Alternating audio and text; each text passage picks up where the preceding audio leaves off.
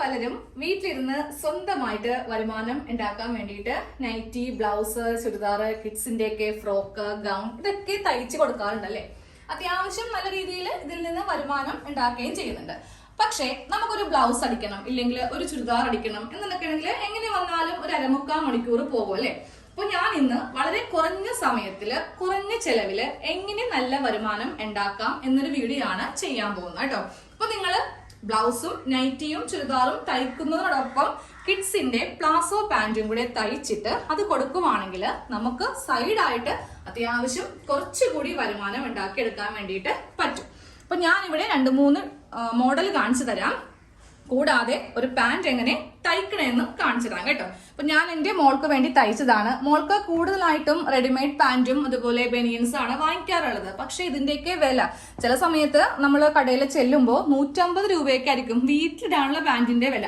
അത് മാത്രമല്ല, കിഡ്സിന് ഡ്രസ്സിന് നല്ല റേറ്റ് ഉള്ളതാണ് അല്ലെ. ഒരു ചുരിദാർ ചിലപ്പോൾ 200 രൂപ കിട്ടും. പക്ഷെ എങ്ങനെ വന്നാലും പിള്ളേരുടെ ഡ്രസ്സൊന്നും നമുക്ക് 200 രൂപയിലൊന്നും വാങ്ങിക്കാൻ വേണ്ടി കിട്ടത്തുമില്ല.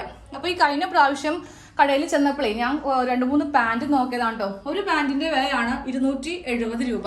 അപ്പൊ ഞാൻ അവരോട് ചോദിച്ചു, ഇത് വീട്ടിടാനുള്ള തന്നെയാണോ? അതിനാണ് അവർ പറഞ്ഞത്. അപ്പൊ ഞാൻ വിചാരിച്ചു ഇനി മേല കുട്ടികൾക്കുള്ള പാന്റ് ഒന്നും പുറത്തുനിന്ന് വാങ്ങിക്കേണ്ട ആവശ്യമില്ല. അപ്പോൾ സ്വന്തമായിട്ട് തയ്ക്കുന്നവരാണെങ്കിൽ ഏറ്റവും നല്ലതാണ് കേട്ടോ. നിങ്ങളുടെ കുട്ടികൾക്ക് ഇങ്ങനെ തയ്ച്ചു കൊടുക്കുക. ഇനി തയ്ച്ചു കൊടുക്കുന്നവരാണെങ്കിൽ നിങ്ങൾ കടയിലോ ഇല്ലെങ്കിൽ വീട്ടിലിരുന്നാണെങ്കിൽ അങ്ങനെ ചെയ്യുക. ഇഷ്ടം പോലെ ഓർഡറുകൾ നിങ്ങൾക്ക് കിട്ടുന്നതായിരിക്കുമേ. അപ്പൊ ഞാൻ 2-3 ഡിസൈൻ കാണിച്ചു തരാം. പിന്നെ ഒരു കാര്യം ശ്രദ്ധിക്കാട്ടോ, നമ്മൾ ഒരിക്കലും കടയിൽ കിട്ടുന്ന ആ ഒരു കാശ് പ്രതീക്ഷിക്കരുത്. അങ്ങനെയാണെങ്കിൽ ആരും നമ്മുടെ അടുത്ത് വരത്തില്ല.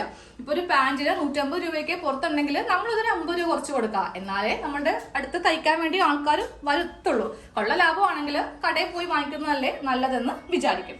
അപ്പൊ ഞാൻ എന്റെ മോൾക്ക് തയ്ച്ചെടുത്ത 2-3 പാന്റ് ഒന്ന് കാണിച്ചു തരാം. ഇതെങ്ങനെയാ തയ്ക്കുന്നതെന്നും ഇന്നത്തെ വീഡിയോയിൽ ഉണ്ട് കേട്ടോ. ചുമ്മാ ഇത് മാത്രം കാണിക്കാൻ വേണ്ടി വന്നതല്ല. എങ്ങനെ വന്നാലും തയ്ക്കുന്നവരുടെ വീട്ടിലെ ഇഷ്ടം പോലെ കട്ട് പീസ് ഉണ്ടാവും. ഞാൻ ഇന്നാളൊരു ദിവസം ഒരു നൈറ്റ് തയ്ച്ചപ്പോൾ ബാക്കി വന്ന കട്ട് പീസ് ആണ് ഈ കാണുന്നത്. ഇത് വെച്ചിട്ട് നമുക്ക് ഷോർട്ട് ആയിട്ട് വേണമെങ്കിൽ അങ്ങനെ ചെയ്യാം. കുറച്ച് എക്സ്ട്രാ തുണി ഉണ്ടെങ്കിൽ നമുക്ക് നല്ല ലോങ് ആയിട്ടുള്ള, അതായത് പിള്ളേർക്ക് പറ്റിയ ഫുൾ ലെങ്ത്തിൽ വേണമെങ്കിൽ അങ്ങനെയും ചെയ്തെടുക്കാം. ഞാനപ്പോ ലോങ്ങും ചെയ്തിട്ടുണ്ട്, ഷോർട്ടും ചെയ്തിട്ടുണ്ട്. അതാ കണ്ടില്ലേ, 2-3 വയസ്സുള്ള പിള്ളേർക്ക് പറ്റിയത് വേണമെങ്കിൽ അങ്ങനെ ചെയ്യാം. 2-3 ചെയ്തിട്ട് നോക്കാട്ടോ. അടുത്ത പാന്റാണ് ഇത്. ഓൾറെഡി ടൈലറിംഗ് ക്ലാസ്സിൽ ഞാൻ കാണിച്ചിട്ടുള്ളതാണ്. ഇതെല്ലാം നൈറ്റി പീസ് ആണ്, ഒന്നും കുർത്തി പീസ് അല്ല. എല്ലാം നൈറ്റി പീസ് വെച്ചിട്ട് ചെയ്തെടുത്തതാണ്. പിന്നെ പൈസ അത് നിങ്ങളുടെ നാട്ടിലെ രീതി അനുസരിച്ചിരിക്കും. ഇപ്പോൾ ടൗണിലൊക്കെ ആണെങ്കിൽ നല്ല റേറ്റ് കിട്ടും. പക്ഷെ ആ സമയം ഒരു ഗ്രാമം പോലത്തേക്ക് ഒരു സ്ഥലമാണെങ്കിൽ നമുക്ക് അങ്ങനെ അങ്ങോട്ട് പൈസ വാങ്ങിച്ചെടുക്കാൻ വേണ്ടി പറ്റത്തില്ല. അപ്പോൾ അതെ, ഈ ഒരു കഷ്ടത്തിലാണ് ഞാൻ ഇന്ന് പാന്റ് തയ്ച്ച് കാണിച്ചു തരാൻ പോകുന്നത് കേട്ടോ. ഈ ഒരു കട്ട് പീസിലാണ് ഇന്ന് കാണിക്കാൻ പോകുന്നത്. 2 തരത്തില് പറഞ്ഞുതരാം കേട്ടോ. ഇപ്പൊ നല്ല വെള്ള പിള്ളേർക്കാണെങ്കിൽ നമുക്കധികം ലെങ്ത് കിട്ടത്തില്ല. കാര്യം ചെറിയൊരു കഷ്ണമായിക്കുമല്ലോ നമ്മുടെ കയ്യിൽ ഉണ്ടാവുക. അങ്ങനെയാണെങ്കിൽ നേരെ തുണി ഇങ്ങനെ അങ്ങോട്ട് 2ആയിട്ട് മടക്കിയെടുക്കുക. എന്നിട്ട് തുണിത ഇങ്ങനെ ഒന്ന് മടക്കുക. ഇപ്പോ ഷോർട്ട് ആയിരിക്കും, പക്ഷെ തൊടവണ്ണം അതുപോലെ അരവണ്ണമൊക്കെ ഉള്ള പിള്ളേർക്ക് ഈ ഒരു രീതിക്ക് നമുക്ക് കട്ട് ചെയ്യാനായിട്ട് പറ്റത്തുള്ളൂ. എങ്ങനെ വന്നാലും ഇത്രയും വീതി വേണ്ടി വരും. കാര്യം വണ്ണം കൂടുതലല്ലേ. പക്ഷെ ലെങ്ത് കുറച്ച് കുറവായിരിക്കും കേട്ടോ. കൂടുതലും 3/4 ഒക്കെയാണ് കുട്ടികൾ വീട്ടിൽ നിൽക്കുമ്പോൾ ഇടാറുള്ളത്. അപ്പോൾ ഈ ഒരു തരത്തിൽ ചെയ്യാം. ഇനി വണ്ണമില്ലാത്ത പിള്ളേർക്ക് വേണ്ടിയിട്ട് അത്യാവശ്യം ലെങ്ത്തിൽ എങ്ങനെയാണെന്ന് കാണിച്ചു തരാം. അതിന് തുണി ഇങ്ങനെ ഒന്ന് വിടർത്തിയിട്ട് കൊടുക്കുക ആദ്യമേ. എന്നിട്ട് നേരെ ഇങ്ങനെ മടക്കിയെടുക്കുക. ഒരു മടക്ക് ഇങ്ങനെ നിവർത്തിയിട്ട് കൊടുത്തേ വീണ്ടും ഇങ്ങോട്ടേക്ക് മടക്കുക. അപ്പോൾ വണ്ണമില്ലാത്ത കുട്ടികൾക്കാണെങ്കിൽ ഈ ഒരു സൈസിൽ ചെയ്തെടുത്താൽ മതി. ലെങ്ത് ആണെങ്കിൽ അത്യാവശ്യം കിട്ടുകയും ചെയ്യും. അപ്പൊ ഞാൻ ഇന്ന് ഈ ഒരു രീതിക്കാണ് ചെയ്യാൻ പോകുന്നത്. എന്റെ മോൾക്ക് അത്രയധികം വണ്ണമില്ല, അപ്പൊ ഈ ഒരു അളവ് മതി. ഏറ്റവും മുകളിൽ നിന്ന് താഴേക്ക് ഒരു 10 ഇഞ്ച് ക്രോച്ച് ലെങ്ത് ആയിട്ടൊന്ന് വരച്ചു കൊടുക്കാം കേട്ടോ. എന്റെ മോൾക്ക് 10 വയസ്സാണ്. അപ്പൊ 10 വയസ്സിലുള്ള അളവിലുള്ളവർക്ക് ഈ ഒരു രീതിക്ക് ചെയ്യാം. നോട്ട് ചെയ്യുക, വണ്ണം കുറഞ്ഞ പിള്ളേർക്ക്. വണ്ണം കൂടുതലാണെങ്കിൽ നമുക്ക് ഈ ഒരു സൈസ് എത്തത്തില്ല. ഇതിപ്പോ ആകപ്പാടെ ഒരു 8.5 ഇഞ്ച് ടോട്ടലായിട്ട് തുണിയുള്ളൂ. ഉള്ളതിൽ നമ്മൾ അഡ്ജസ്റ്റ് ചെയ്ത് ചെയ്യാൻ പോവാം. അപ്പൊ ക്രോച്ച് ജസ്റ്റ് ഇങ്ങനെ ഇവിടെ ഒരു 1/2 ഇഞ്ചിൽ ഇങ്ങനെ അങ്ങോട്ട് വെച്ചിട്ട് ചെറുതായിട്ടൊന്ന് കെർവ് ചെയ്യുക. നമ്മൾ സാധാരണ തയ്ക്കുന്ന പോലെ വിസ്തരിച്ച് നമുക്ക് തയ്ക്കാൻ തുണിയില്ല. എന്നിട്ട് നേരെ ഇതിങ്ങനെ ഒന്ന് വണ്ണം താഴത്തൊന്ന് കുറച്ച് കൊണ്ടുവരിക. നേരെ അങ്ങോട്ട് കട്ട് ചെയ്യാം. ഇതൊക്കെ ചെയ്യുമ്പോൾ നമുക്ക് എല്ലാ കാൽക്കുലേഷൻസും കറക്റ്റ് ആയിട്ടൊന്നും ചെയ്യേണ്ട. ഏകദേശം അങ്ങോട്ട് ചെയ്തങ്ങോട്ട് ഇട്ടാൽ മതി. ഓരോ പിള്ളേരുടെയും അളവൊന്നും എടുത്തിട്ടല്ലല്ലോ നമുക്ക് റെഡിമെയ്ഡ് ഒക്കെ വാങ്ങിക്കാം. നമ്മൾ വയസ്സനുസരിച്ചിട്ടൊക്കെ അല്ലേ വാങ്ങിക്കാം. പിന്നെ നമുക്ക് കാണുമ്പോൾ അറിയാൻ പറ്റും കുട്ടികൾക്ക് വണ്ണം കൂടുതലുള്ളവർക്ക് എത്ര വേണം, ഇല്ലെങ്കിൽ സ്ലിം ആയ പിള്ളേർക്ക് എത്രയൊക്കെ ആയിരിക്കും എന്ന് നമുക്ക് കാണുമ്പോൾ തന്നെ അറിയാൻ പറ്റുമല്ലോ. അപ്പോൾ ആ ഒരു രീതിക്ക് അങ്ങോട്ട് തയ്ച്ചു കൊടുത്താൽ മതി. അപ്പൊ ഇതുപോലെ 2 കഷ്ണമായിട്ടൊന്ന് സെപ്പറേറ്റ് ചെയ്തിട്ടുണ്ട്. ഇനി നമുക്കിതൊന്ന് തയ്ച്ചെടുക്കാം. നമുക്ക് ഇതൊന്ന് തയ്ച്ചെടുക്കാം കേട്ടോ. നല്ല വശവും തമ്മിൽ തുണി ഇങ്ങനെ ഇട്ട് കൊടുക്കുക. എന്നിട്ട് നമ്മൾ ചെറുതായിട്ട് വരച്ചിരിക്കുന്ന ഈ ഒരു ക്രോച്ചിന്റെ ഭാഗമില്ലേ, ഇവിടെ നിന്ന് ഒരു 1/4 ഇഞ്ചില് തയ്ച്ചിങ്ങനെ ഇവിടെ എത്തിക്കുക. അതേപോലെ തന്നെ ഇവിടെയും ഇങ്ങനെ ഒന്ന് തയ്ച്ചെടുക്കുക കേട്ടോ. തുണി കുറച്ചൊക്കെ ഉള്ള സമയത്ത് നമുക്ക് 1/2 ഇഞ്ചൊന്നും വിടേണ്ട ആവശ്യമില്ല. അതായത് ഇതിന്റെ ഈ ഒരു ഭാഗത്ത് വെച്ചിട്ട് അങ്ങോട്ട് തയ്ച്ചങ്ങോട്ട് എടുക്കുക. തയ്ക്കുമ്പോൾ 2 പ്രാവശ്യമായിട്ട് സ്റ്റിച്ച് ചെയ്യണേ. ഇവിടെ ഇങ്ങനെ ഇട്ട് കൊടുത്ത് ഒന്ന് കെട്ടിട്ട് കൊടുക്കുക. തുടങ്ങുമ്പോഴും അവസാനിക്കുമ്പോഴും കെട്ടിടുക. കാര്യം കുട്ടികൾക്ക് ഏറ്റവും കൂടുതൽ കളിക്കുന്ന സമയത്തൊക്കെ കീറിപ്പോകുന്നൊരു ഭാഗമാണ് ഈ ക്രോച്ച് ഏരിയ എന്ന് പറയുന്നത്. അപ്പോൾ നമ്മളത് മുൻകൂട്ടി മനസ്സിലാക്കി വേണം തയ്ക്കാൻ വേണ്ടിയിട്ട്. ഇല്ലെങ്കിൽ നമ്മളുടെ അടുത്ത് നിന്ന് മേടിച്ചങ്ങോട്ട് കൊണ്ടുപോണേ കാണുള്ളൂ. അപ്പൊ തന്നെ കീറിപ്പോയെന്ന് പറഞ്ഞ് തിരിച്ചു വരും. അതേപോലെ ഈ ഒരു ഭാഗം ഒന്ന് ചെയ്തങ്ങോട്ട് എടുക്കാം.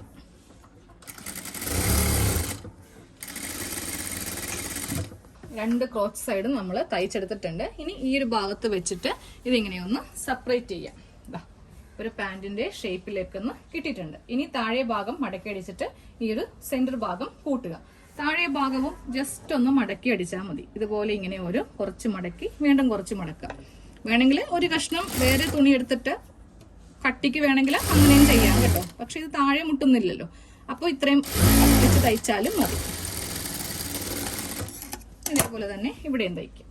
അപ്പൊ അതെ, രണ്ടിന്റെയും താഴെ ഭാഗം തയ്ച്ചെടുത്തിട്ടുണ്ട്. ഇനി നമ്മൾ ഇതിന്റെ സൈഡ് ഒന്ന് തയ്ക്കാൻ പോവാം കേട്ടോ. ഞാനൊരു 1/2 ഇഞ്ച് മാത്രമേ തയ്യൽ തുമ്പിടുന്നുള്ളൂ.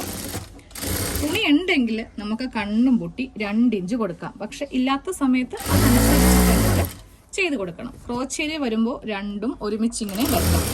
എന്നിട്ട് ഈ ഒരു ഭാഗത്ത് ഒന്ന് കെട്ടിട്ട് തയ്ച്ചു കേട്ടോ. ഒട്ടും വിട്ടു പോകാതിരിക്കാൻ വേണ്ടിയിട്ടാണ് ഞാൻ ഇങ്ങനെ അങ്ങോട്ട് 2-3 തവണയായിട്ട് കെട്ടിട്ട് കൊടുത്തത്. ഇനി ഇങ്ങോട്ടേക്കും തയ്ച്ചങ്ങോട്ട് ക്രോസ് ചെയ്യാം. ഒരു തവണയും കൂടി ഒന്ന് തയ്ച്ച് കൊടുക്കുക. അതെ, സൈഡ് ഇങ്ങനെ കൂട്ടി അടിച്ചിട്ടുണ്ട്. ഇനി നേരെ നമുക്ക് ഇലാസ്റ്റിക് വെക്കുന്ന ഭാഗമാണ്. അപ്പൊ നിങ്ങൾ എടുക്കുമ്പോൾ തേര് ഭാഗമാണ് മുകളിലെങ്കിൽ നേരെ ഇതിങ്ങനെ ഒന്ന് മടക്കി കൊടുത്താൽ മതി. അപ്പൊ എനിക്കിപ്പോ തേര് ഭാഗമല്ല, അപ്പൊ ഞാൻ ജസ്റ്റ് ഒന്ന് 1/4 ഇഞ്ച് പോലും ഇല്ല, ഒന്നിങ്ങനെ മടക്കി ഒന്ന് തയ്ക്കുവാണ് കേട്ടോ. ഇപ്പൊ 1/4 ഇഞ്ച് വെച്ചിട്ട് തയ്ച്ചെടുത്തു. ഇനി നമ്മളുടെ കയ്യിലുള്ള ഇലാസ്റ്റിക്കിന്റെ വീതി അനുസരിച്ചിട്ട് വേണം മടക്കാനായിട്ട്. 1 ഇഞ്ച് ആണെങ്കിൽ ഇത്രയെങ്കിലും മടക്കേണ്ടി വരും, ഒരു 1.25 മടക്കേണ്ടി വരും. ഞാനൊരു 1/2 ഇഞ്ച് വീതിക്കുള്ളതാണ് വെക്കുന്നത് കേട്ടോ. അപ്പൊ എനിക്ക് ഇത്രയും ഉള്ളിലേക്ക് മടക്കി വെച്ചാൽ മതി. കുറച്ച് ഭാഗം വിട്ടൊന്ന് തയ്ക്കുക. ഇലാസ്റ്റിക് കടത്തി വെക്കാൻ വേണ്ടിയിട്ട് കുറച്ച് ഗ്യാപ്പ് ഇട്ട് കൊടുക്കണം. അപ്പൊ ഞാൻ ഇവിടെ നിന്ന് ഇങ്ങനെ തയ്ച്ച് ഇവിടം വരെ കൊണ്ടുവന്ന് നിർത്തും. ഇത്രയും ഭാഗം ഓപ്പൺ ആയിട്ട് വെക്കും. ഇത്രയും ഗ്യാപ്പ് ഇങ്ങനെ കൂടെ വിട്ട് കൊടുത്തിട്ടുണ്ട്. എന്നിട്ട് നമ്മൾ ഇലാസ്റ്റിക് വെച്ചെടുക്കാം കേട്ടോ. ഒരു 1/2 ഇഞ്ച് പുറത്തേക്ക് ഇങ്ങനെ ഇട്ട് കൊടുക്കുക. എന്നിട്ട് ഇവിടം വരെ വീതി കൊടുക്കുക. എന്നിട്ട് ബാക്കിയുള്ളതും കൂടെ കട്ട് ചെയ്തും കൂടെ മാറ്റുക. ഇനി ഇലാസ്റ്റിക് ഇതിൽ അകത്തുകൂടെ കടത്തി കൊടുക്കുക. ഇലാസ്റ്റിക് കടത്തി വെച്ചിട്ട് നമ്മൾ രണ്ടും കൂടി ഒന്ന് ജോയിന്റ് ഇങ്ങനെ ഒന്ന് ചെയ്ത് കൊടുക്കുക കേട്ടോ. നല്ല ടൈറ്റ് ആയിട്ട് കെട്ടിട്ട് ഇങ്ങനെ തയ്ക്കാം. ഇല്ലെങ്കിൽ ഇലാസ്റ്റിക് വിട്ടാൽ പണിയായി പോകും. എന്നിട്ട് ഇത് ഉള്ളിലേക്ക് ഇങ്ങനെ കടത്തി വെച്ചിട്ട് ഇവിടെ അങ്ങോട്ട് തയ്ച്ച് ക്ലോസ് ചെയ്യും. ഭാഗം ക്ലോസ് ചെയ്തിട്ട് നമ്മൾ ഇലാസ്റ്റിക് ഇങ്ങനെ ഒന്ന് സെറ്റ് ചെയ്ത് കൊടുക്കുക. എന്നാലേ എല്ലാ ഭാഗത്തും ഒരേ രീതിക്ക് ഇങ്ങനെ അങ്ങോട്ട് വരത്തുള്ളൂ. അപ്പൊ നമ്മുടെ പാന്റിന്റെ പണി കഴിഞ്ഞു. വളരെ ഈസി അല്ലേ? ഒരു ചുരിദാർ തയ്ക്കുന്ന സമയമൊന്നും നമുക്കിതിന് വേണ്ട. ഒരു 5 മിനിറ്റ് പോലും വേണ്ടെന്നേ ഞാൻ പറയത്തുള്ളൂ കേട്ടോ.